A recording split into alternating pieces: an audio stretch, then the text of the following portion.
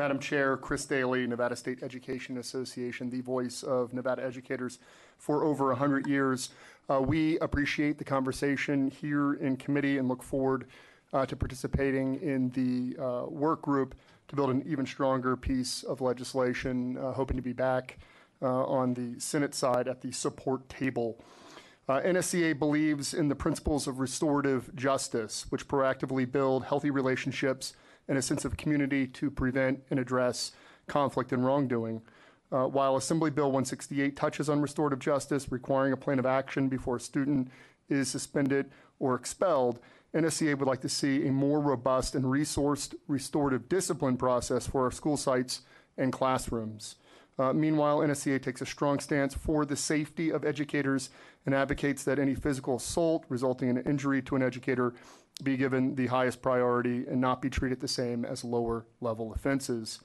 Over the years, NSEA has been engaged in improving the process for student disciplinary practice. We were involved in the efforts to create the progressive discipline system and now appreciate integration of restorative justice principles.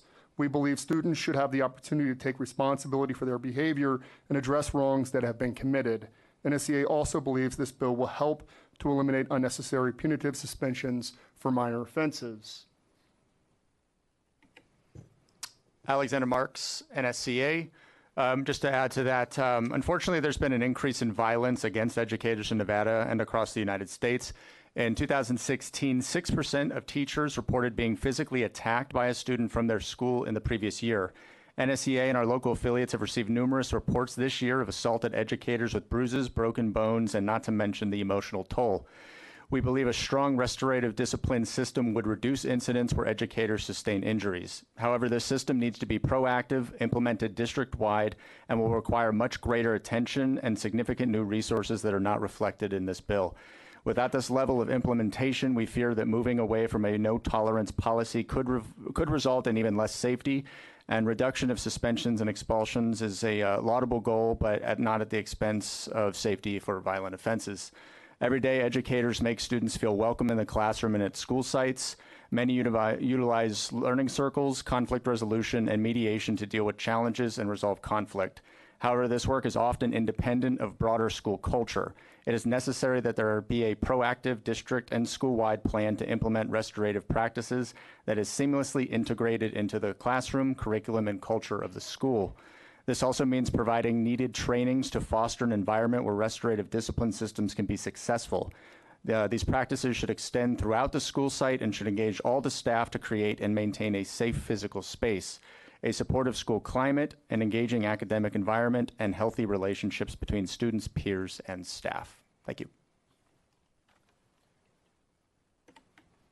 Good afternoon. Nathan Anderson from the Washoe Education Association.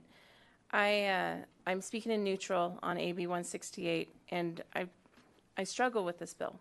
When I first read it last week, I thought, yes, because there's so many different things that have to do with the policies that are present in it. As a matter of fact, I did a little bit of research for my union, my national union, the NEA, and we actually have a toolkit from 2014 that I can remember being trained upon with restorative practices.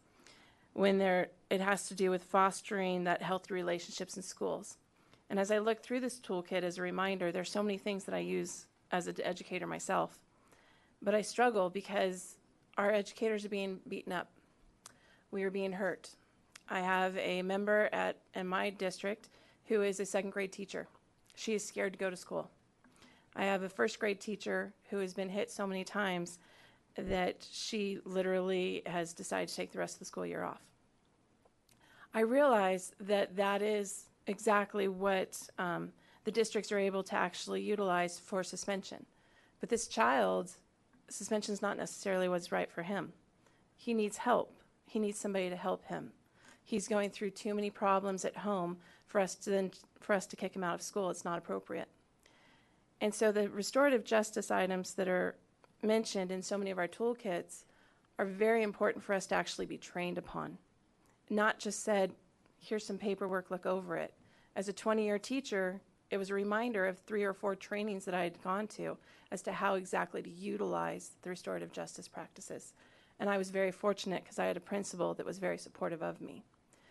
Too many of our other members we have just so many other issues that we have to deal with. It's very difficult for us just to say, let's just go into this. We have to have the proper training, not just in paperwork, to be able to utilize this idea correctly. Thank you so much. Madam Chair, members of the committee, my name is Ruben Murillo, and I'm the president of the Nevada State Education Association, representing educators for over 100 years. I'm speaking neutral on AB 168 for several reasons. I want to tell you the story of my nephew Tony. We grew up in Kansas. Yes, there are Latinos in Kansas, and I always get to ask that question.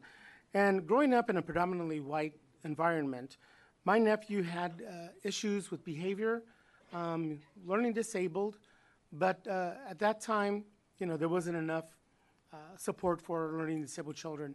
And so he had a difficult time staying in school. He was a bit rambunctious. He was the kind of child that we had in the classrooms that kind of drove us nuts. And so at that time, he ended up getting suspended, and he ended up being sent to different schools, and he ended up dropping out. He didn't graduate from high school. And so when I think of him, I'm lucky that he wasn't in the school-to-prison pipeline, because he easily could have been. But at the same time, when I think about this bill, I love the potential of it. The National Education Association has been very big on restorative justice, racial and social justice for our students. And so I must speak up for the educators that I represent and the students they teach who are victims of physical abuse at school. Whether they're on the bus, whether they're on the playground, or whether they're in a classroom setting, our teachers need to be protected from students who are physically violent. We know that there are teachers who are afraid to go to school, as was just mentioned, but they're also afraid as to what happens to the child when they come in. Most of you don't recall because you weren't here, but back in 1999, the legislative session passed AB 521, and it was a progressive discipline bill. And what it did is it gave to the schools the opportunity to have... Excuse me, that was 2 minutes. To give students to go. It didn't work, and I want to make sure that this works, so we'll work on it together.